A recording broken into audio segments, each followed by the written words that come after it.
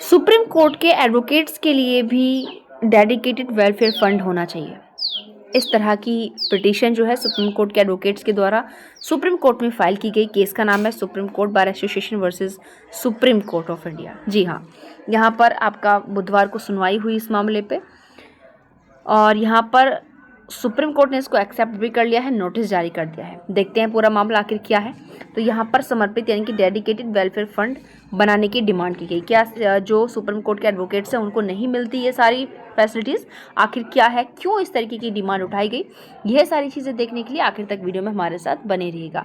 इस मामले को सुनने वाली जो बेंच है वो है पीएस नरसिम्हा और जस्टिस आलोक आराधे की बेंच ने जो है इस याचिका पर नोटिस इशू किया और कहा कि इस तरीके का जो फंड है वो समय की डिमांड है, टाइम समय की मांग है, ज़रूरत के हिसाब से इसमें परिवर्तन होना चाहिए।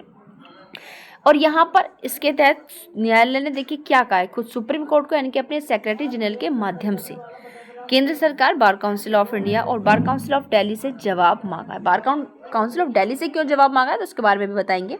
यहाँ पर सुप्रीम कोर्ट बार एसोसिएशन की तरफ से पेश हुई जो सीनियर एडवोकेट्स है विकास सिंह, उन्होंने आज ये दलील दी कि एडवोकेट्स जब इसमें हियरिंग हुई थी कि एडवोकेट्स वेलफेयर फंड में जो एडवोकेट वेलफेयर फंड एक्ट है ना उसमें कमी है। कमी क्या है कि सुप्रीम कोर्ट के जो वकील है ना उनको इस तरह के वेलफेयर की बेनिफिट्स नहीं दी जाती है। उन्होंने कहा कि ज़रा एक्ट पर एक नज़र डालिए, इसमें सुप्रीम कोर्ट में वकालतनामे का तो जिक्र है लेकिन उस वकालतनामे का जो पैसा है ना वो दिल्ली बार काउंसिल के पास जाता है, सुप्रीम कोर्ट के पास नहीं रहता है। ठीक है, उसके अलावा और भी यहाँ ने जो इन्होंने जो बहुत महत्वपूर्ण बात यहाँ पर कही, देखिए इनका कहना है यहाँ पर कि एडवोकेट एक्ट के अकॉर्डिंग जो एडवोकेट की परिभाषा दी गई है उसका मतलब है स्टेट बार एसोसिएशन की मेंबरशिप ज़रूरी लेनी होती है। और यहाँ पर उन्होंने कहा एडवोकेट सिंह ने कि यहाँ पर अगर यह चीज़ देखी जा रही है तो ऐसी स्थिति में सुप्रीम कोर्ट बार एसोसिएशन पूरी तरह से बाहर है।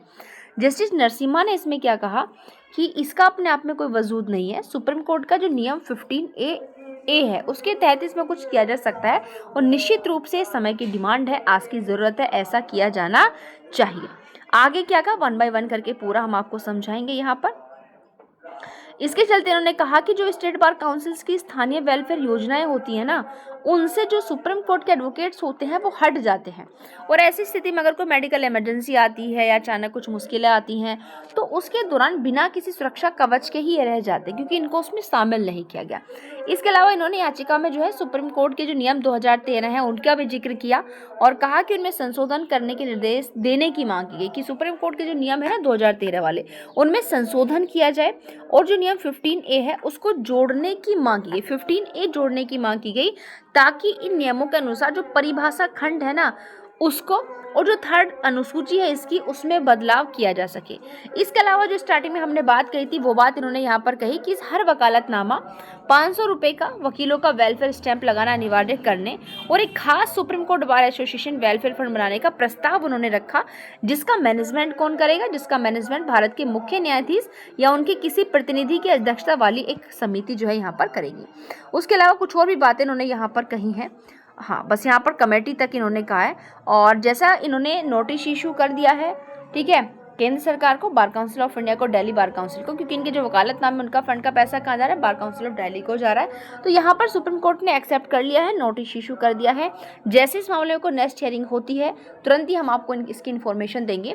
और लेकिन आप लोग मुझे कमेंट बॉक्स में कमेंट करके ये ज़रूर बताएं कि इस तरह की जो चीज़ें हैं लगातार इनको प्रोटेक्शन मिलना चाहिए।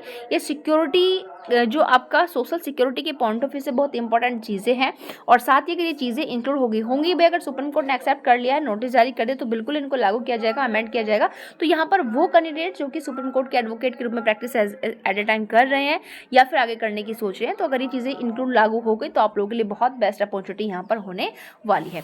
तो भाई अब एक बात आपको मैं बता दूँ कि भाई UPAPO हो चुका है और अब मेंस की तैयारी में लग जाइए। अगर अभी तक भी आपने मेंस का बैच ज्वाइन नहीं किया है तो प्लीज़ बैच ज्वाइन कर लीजिए क्योंकि ज़्यादा समय आप लोग के पास नहीं है।